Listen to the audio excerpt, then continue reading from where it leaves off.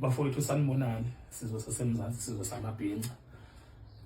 Uyu Ali ubaba wamalembe wonke ephelele kusuka kuquality kuze ntwaneni yami igcokama kuze kumgodi yimi ubaba wenu bafana nani niyakwazi lokho. Sizwe sasemzansi ngithi namhlanje angidlulise ukungenami kwami ngenkulumo ekhulunywe lomfana lo usiqiniseko ngegama lami, kodwa futhi bese ngiphinda ngehlele ngenzansi ngoba uye wangithinda efonini yami ekuseni izolo, waxolisa wazama ukuchaza noma into ayichazile ngingayizwanga kahle mina ngoba ibingamnikeza igunya lento abeyichaza ukuthi akhulume kanjena ngegama lami adicilele phansi. Kodwa-ke ngoba sizinsizwa esibamba noma kulukhuni kunzima kushisa asidedeli, so-ke ngifisa ukusho ukuthi ngiyalemukela uxolo lalo mfana, noma-ke ngizocela ukuthi abasondelene naye abake bezama ukumkhulisa ngokomqondo ngoba mina bengingenayo ngisho ifoni yakhe. Bengithi nje ngizomfuna ngendlela engizomfuna ngayo, ngize ngimthole la ngizomthola khona, bese ngimbamba nje ngimsiphule lonke lolu khulu lisekhanda ukuze umqondo wakhe ubuye usebenze kahle ngoba kusehloko kuyashisa. Ngiyacabanga ukuthi mhlambe umqondo wakhe ubuqumelana njengoba sekushisa nje. Bengithi ngizomsiza nje ngimsiphule lolu khula abe right, akwazi ukuthi abuye acabange kahle, akwazi ukucabangela nabanye abantu angakwazi ukuyicabangela yena yedwa. Ngoba ikhona lento yokuthi umuntu bengakuthandi acabanga ukuthi bonke abantu abakuthandi njengaye. Le nto lamfana izomnikeza inkinga ngoba sinabantu abasithandayo ezweni. Ungathi uma ungangithandi bese ucabanga ukuthi abantu abangithandi njengawe. Sinabo abantu abasithandayo ezweni futhi baningi kakhulu, yabo. Enkulumeni yakhe ibizomenza lo mfana ukuthi igcine mhlambe edibana nabantu abangithandayo beyithathele bona inqumo abazoyithatha ngaye ngenkulumo yakhe ayibhikisekile, bese mina ngithelwa amachaphazelo bengazuthi khona engikwaziyo ngalokho. Kanti cha, udine nje abantu angabazi nejela ukuthi udina mina, yabo.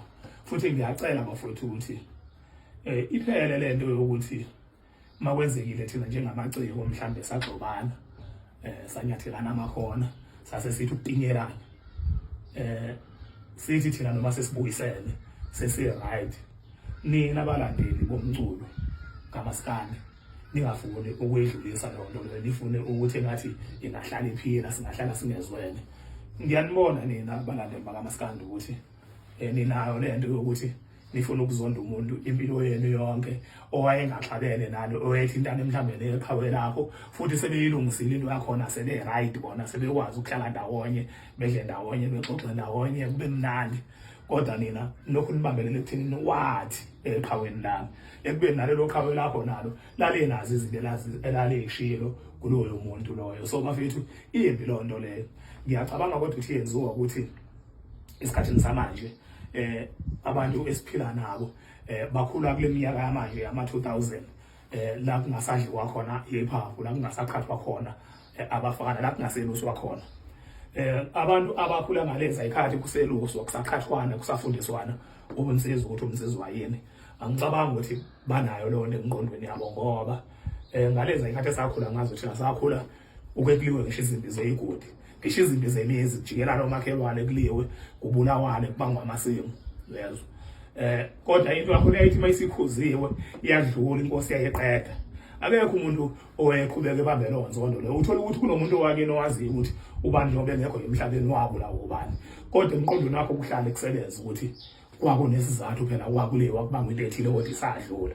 Kodwa manje la emculweni kaMaskandi ngibona abantu sebenenzondo nje ephila, umuntu aphile nazawo ngene egodini, inzondo futhi engahlangene naye, uyabo. Uthola ukuthi abanikazi sebayilungisa, sebe right, yabo. Kumanje kunabantu abangiculuza ngezinto ezayishiwo indidane kimi, siyingcokolela nendidane. Indidane kade yaphumula, ilalele ngokuthula.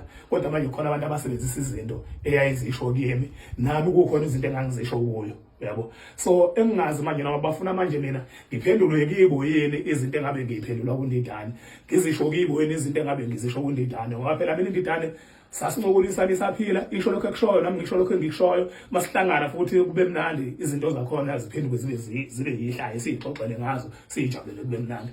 So labantu abenza le nto le ba-wrong phela manje, ngoba bafuna ukungibeka kwi-position ukuthi kube ngazuthi mina ngilwa neNdidane noma isaphumula isanalo ingasekho emhlabeni. So bafethu ngicela niyeke le nto ngoba ayikho kahle nje esayidini nami, ayengiphathi kahle, angiyithandi. So ngicela niyeke bafowethu, uma ngabe ukuthi umuntu ufuna ukuba personal nami mhlawumbe akazame esinye isizathu, kodwa ayeke umuntu ukusebenzisa amademo esho weNdidane iwasho kimi, ngoba nami zikhona izinto engangizisho kuNdidane njengamanje engeke ngisazisho kumuntu. So angazi umuntu mangabe mhlambe ekhuluma ngezinto ezayisho weNdidane ebhekisa kimi ukuthi usuke echaza ukuthi akube khona engikushoyo nami engibhekisa kuye ukuze mhlambe kuzwakale ngathi ngisalwa mina neNdidane, or mhlambe ngisayitala lapha iNdidane noma engasekho emhlabeni. Bafowethu imbi lento, ake nifundeni nje ukudlulisa izinto engaqondene nani, bese ngidlula lapho. Ngani zakwethu, angixabane nani, ngiyanithanda, baningi abantu abathanda umculo wami. Ingoma yami iyaphuma kusasa engifixare kiyo uJaiva Zimnike noKing Noba. Enye into futhi engifuna ukuyicacisa la bafowethu, mina ukufixara kwami uKing Noba akusekhona ukuthi ngibukela phansi umsebenzi wami, njengoba ngiwezwa amanye ama-comment abanye abantu anakho ukuveza lokho ukuthi umsebenzi wami nguthatha serious, nguthatha serious kakhulu umsebenzi wami. Inkinga yami mina bafowethu, angikwazi ukubukela omunye umuntu phansi. Wonke umuntu kimi uyafana. uKing Noba umuntu ophilayo osomahlaya, akungasikhona ukuthi mangabe mhlambe efika kimi ukuthi ngicela ukufaka into yami emsebenzini wakho bese ngithi hayi angifone ngimbukele phansi.